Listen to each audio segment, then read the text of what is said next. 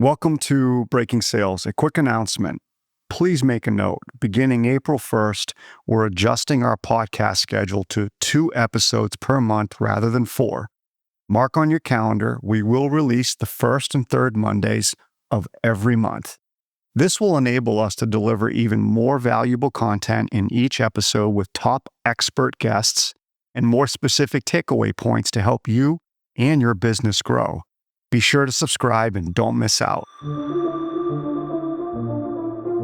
Welcome to Breaking Sales, a podcast dedicated to helping you have tough, meaningful, and rewarding conversations with your prospects and clients.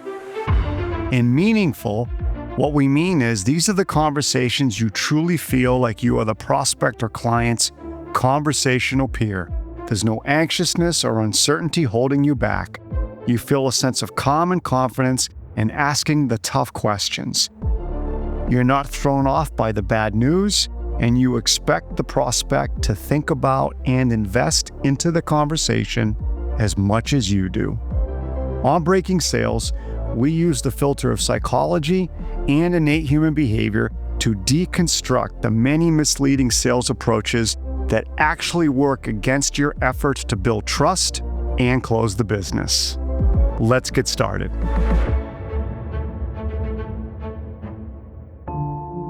This topic is a bit near and dear to my heart. The best way to explain it is, despite some of my success, my calendar was never a real asset. It wasn't until about 3 years ago that I started to think about what is my relationship with time and how do I use my calendar to bring out my best. Admittedly, I used to think white space in my calendar represented freedom. Freedom to do the work I wanted when I wanted. But in reality, it represented a different type of freedom. The freedom to procrastinate doing the difficult work that I needed to get done. And in the end, it created frustration and anxiety because I knew I wasn't moving toward what I wanted. I heard it best. White space is waiting for the world to come to us. And we all know that doesn't happen. In part 2 of our conversation, Pam and I dive into why traditional time management fails most sales professionals and how to transform your calendar into your greatest asset. You'll discover the 7-8-9 rule, learn why the average person is only productive for less than 3 hours a day, and gain practical techniques for hardening your mind against procrastination and a lack of discipline. If you're ready to move beyond white space and waiting for the world to come to you, listen in on how you can make your relationship with time and your calendar a real asset. Spoiler alert, remove the white space and you'll start creating freedom.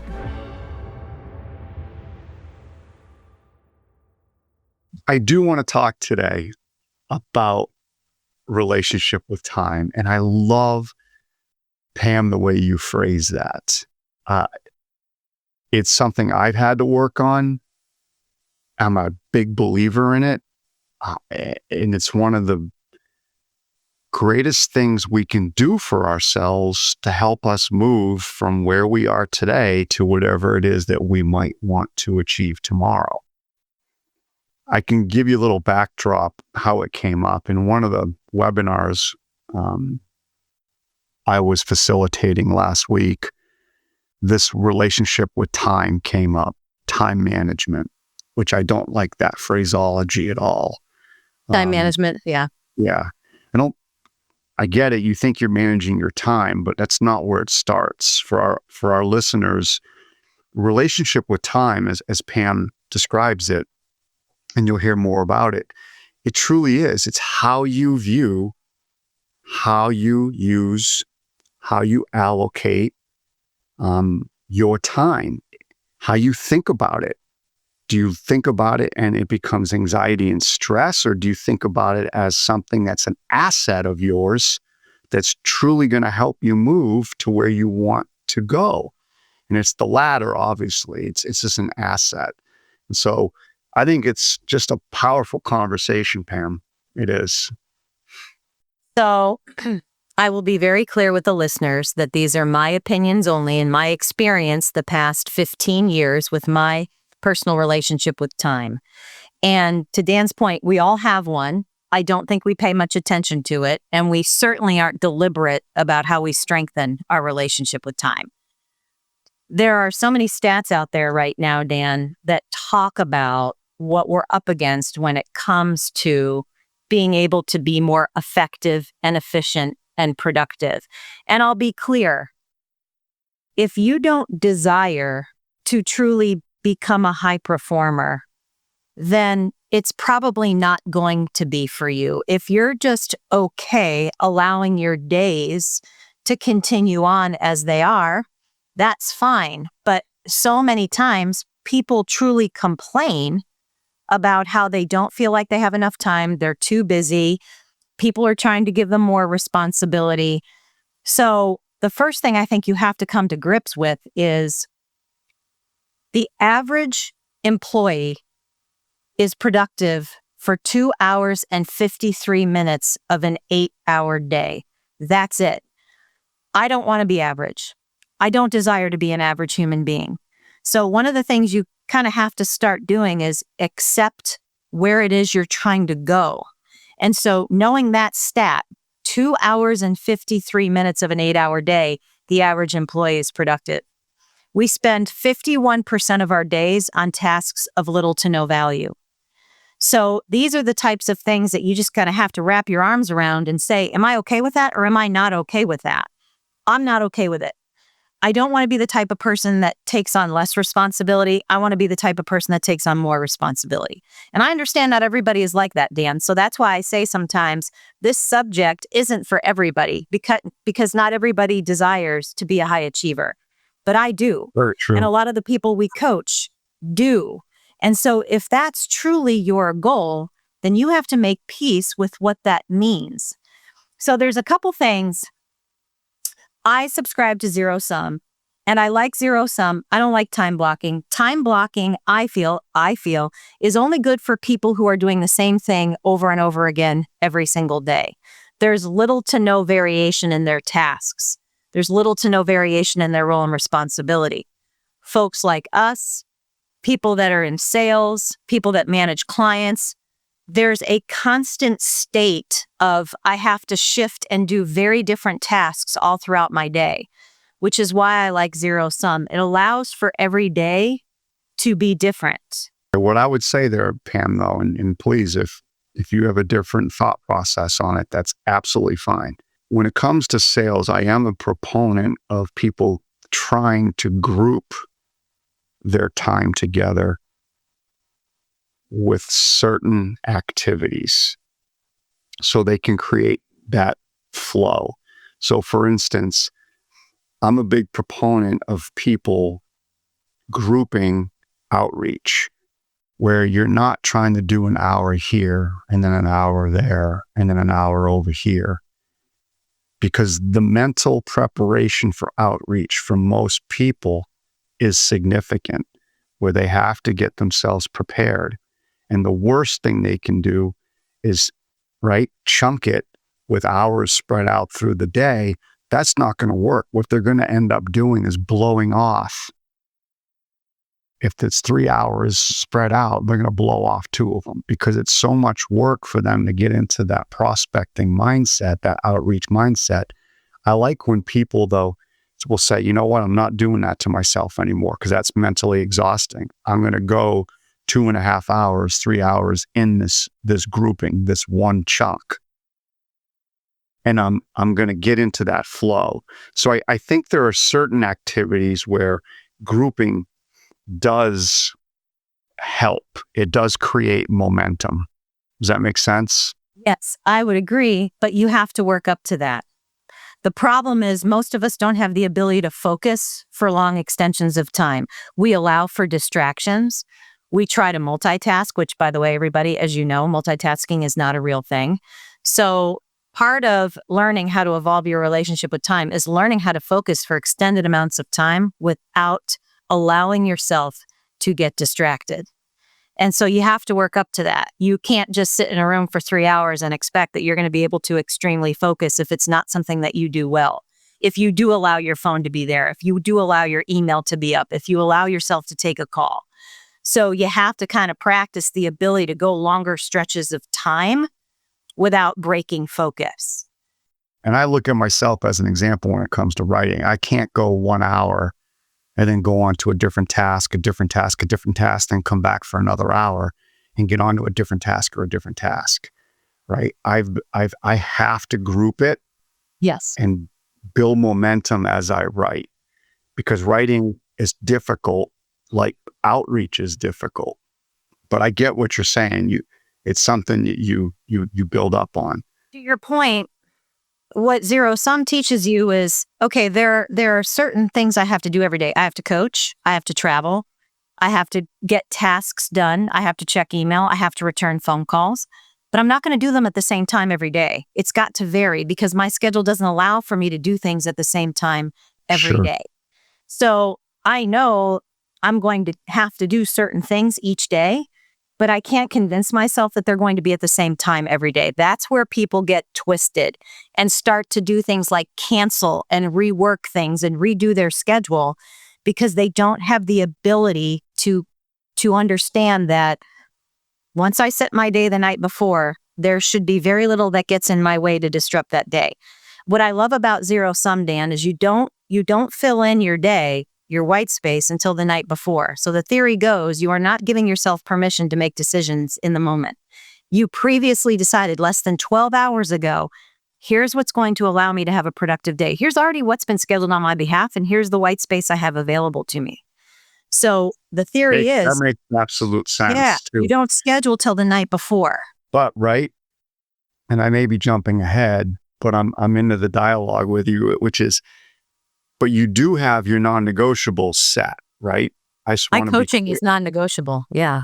Right. But there's other non-negotiables too that people have, right? But those are set, right? Those aren't willy-nilly, hey, I'm going to decide the night before. There's a base, a foundation, right, of key things every week that are preset.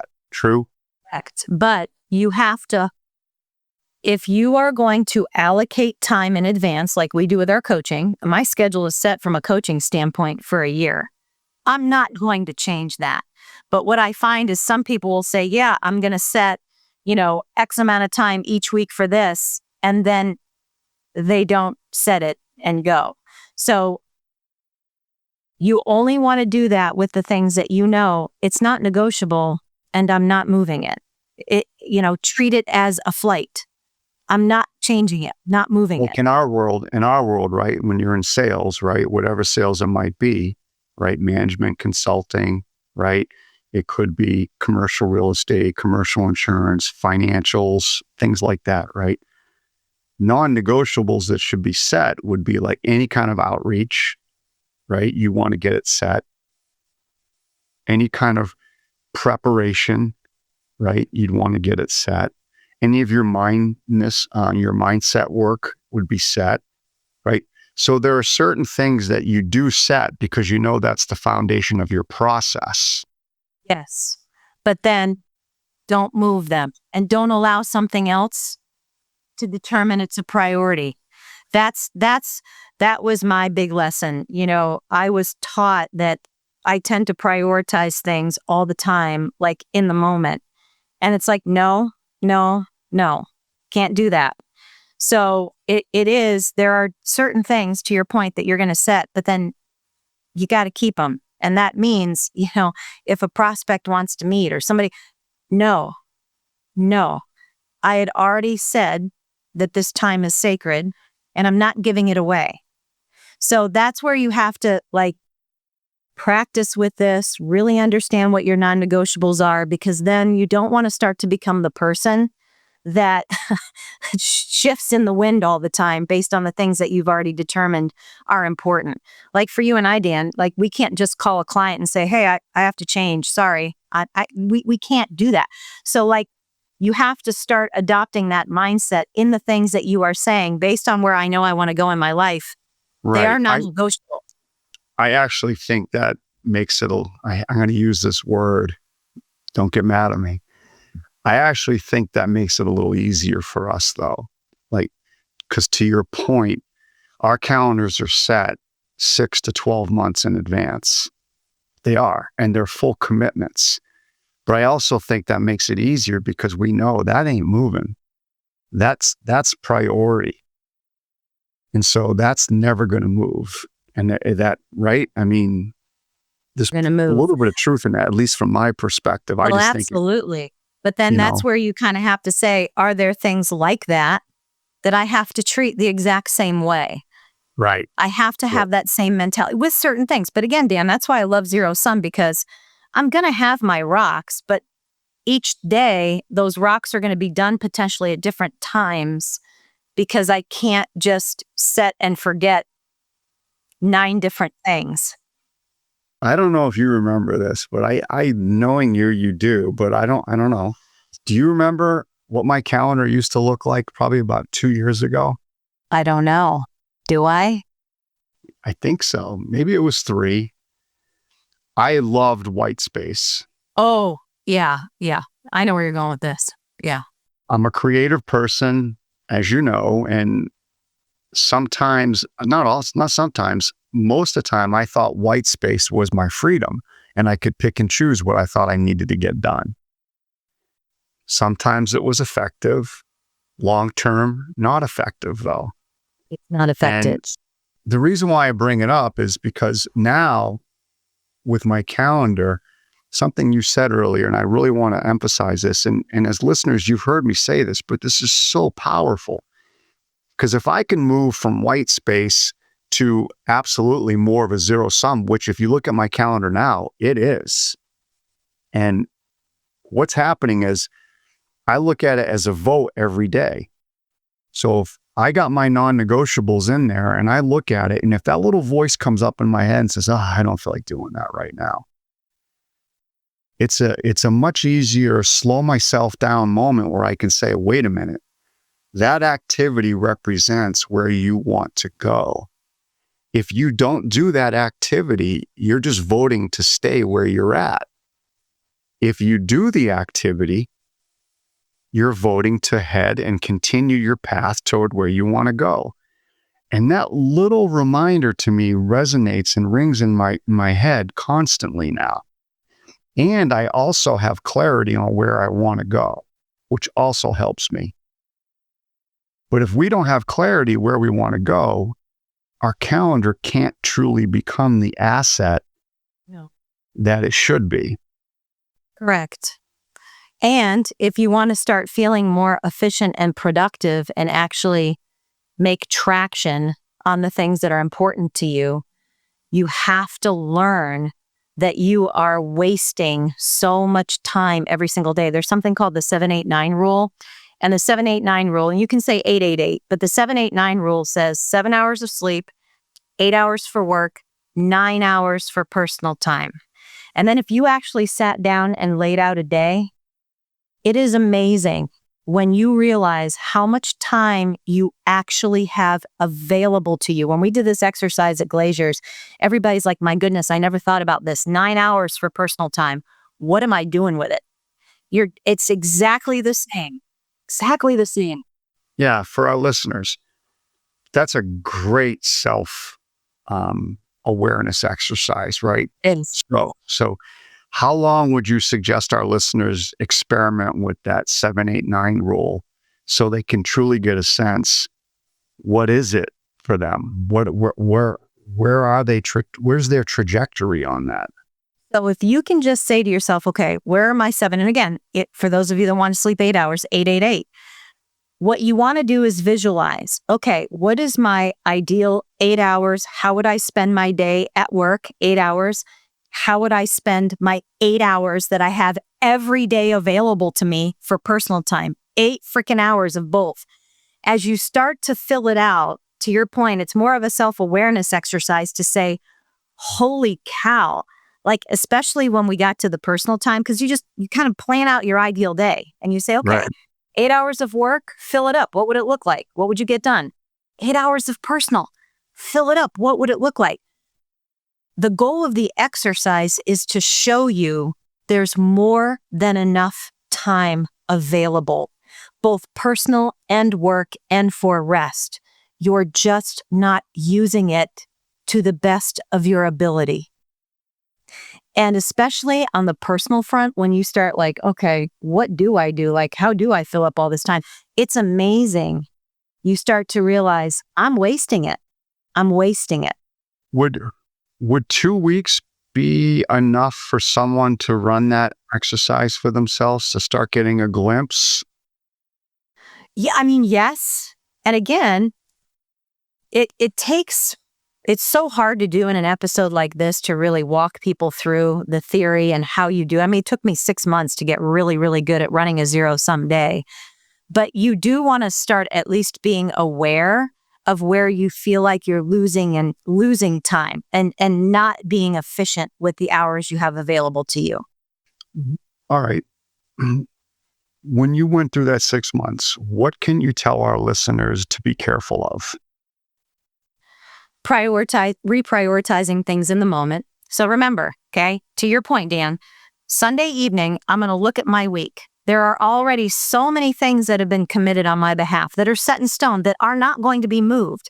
So I glance at the week to see, okay, how much white space do I have available to start to get things done, make traction, admin, schedule travel, get back, all that stuff.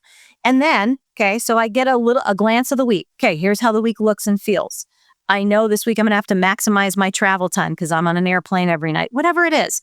But then, okay, let's say now it's Sunday. I look at my week. Monday. Let's look at Monday. Let's look at the white space I have available based on what I've already got scheduled. Now I go to my to-dos, the things I want to get done, where I want to be spending time. And now I go in, remember, it's Sunday night, and I'm filling in the rest of what Monday should look like. It's Sunday night. I go to Monday and I say, okay, here we go. I'm filling in the white space. Okay. Monday arrives. I have to stay disciplined. I decided less than 12 hours ago, this would make a meaningful, productive day for myself. If I run the day as I have scheduled, this is going to be awesome. And for those of you that are in positions where you need to schedule time for fire drills, allow time for fire drills. But the whole deal is you don't want to be reactive in the moment. You want to be proactive enough less than 12 hours before the day arrives to say, here's what I'm doing today. Don't deviate from it, because at the end of this day, you're going to feel amazing. You're going to schedule time for what you need. Fire drills, checking email, the tasks that I want to be able to get done. But two things, procrastination and lack of discipline, are the two behaviors that are going to creep up. And then your need for immediate gratification. Oh, I got this email from a prospect.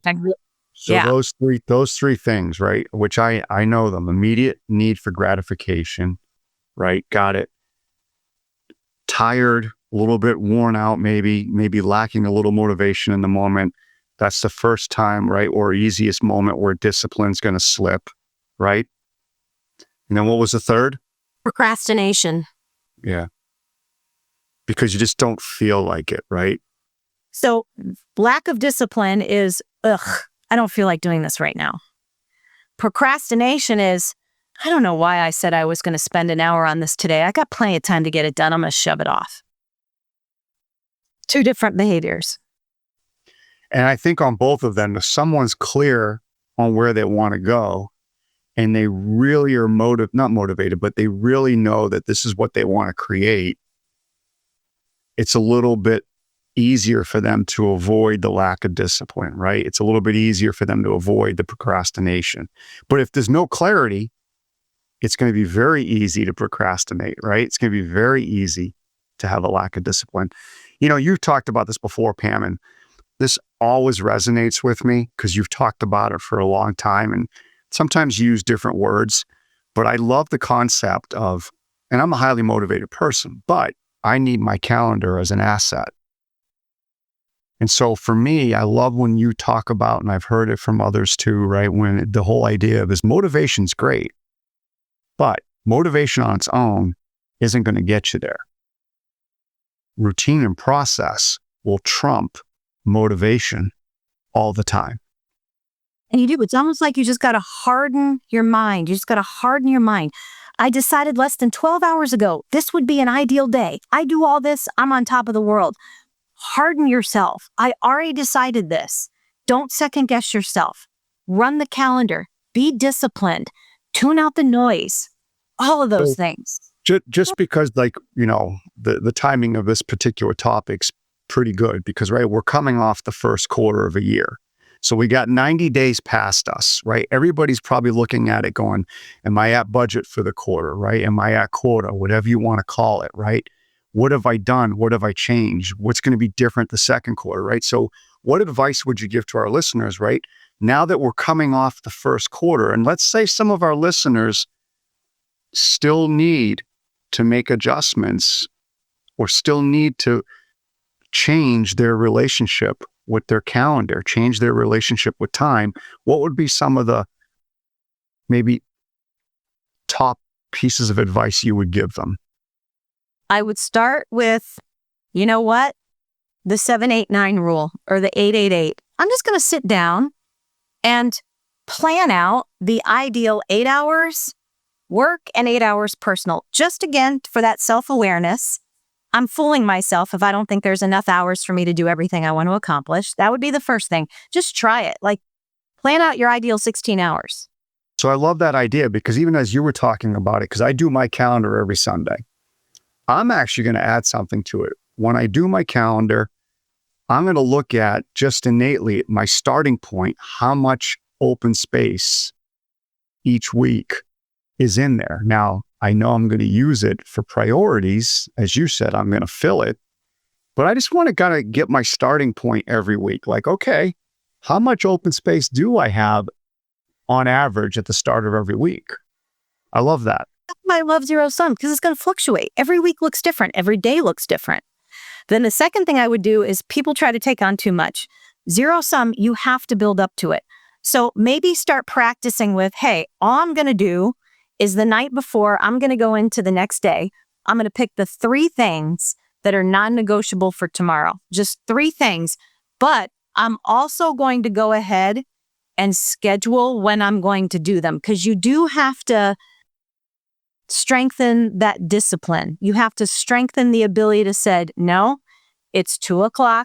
I said I was doing this. I'm doing it.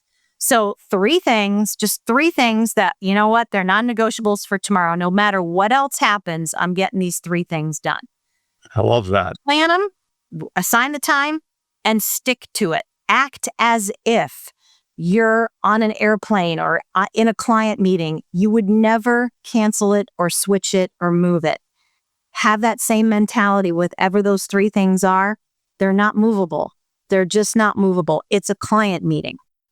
It's a finalist 100%. Presentation. And I love the idea of reminding ourselves that as well. Try it, folks. Just try it. And again, if you don't want to be average and you are trying to be more productive, efficient, and proactive with the things you're looking to accomplish. As we conclude this episode, I want you to open up your calendar and take a look right now. Don't be hard on yourself, don't judge, but count up the hours of white space that you currently have. Count up the amount of time you have allocated toward your non-negotiable activities and how much time you've designated for you and your well-being. My gut is this will be a healthy opportunity to experiment and adjust. Remember, your calendar is a daily vote for where you want to go. When you schedule something and follow through, you're voting for progress. When you abandon your plan, you're voting to stay where you currently are. It's not about perfection, but consistency. Start small with setting your calendar prior to every Monday morning and selecting 3 non-negotiable items to designate time for each day. Once scheduled, treat them like a client meeting that can't be moved and build from there. Motivation is great, but you know it's short-lived, especially when things get tough. Routine and process will always be there to light the path to what you're trying to achieve.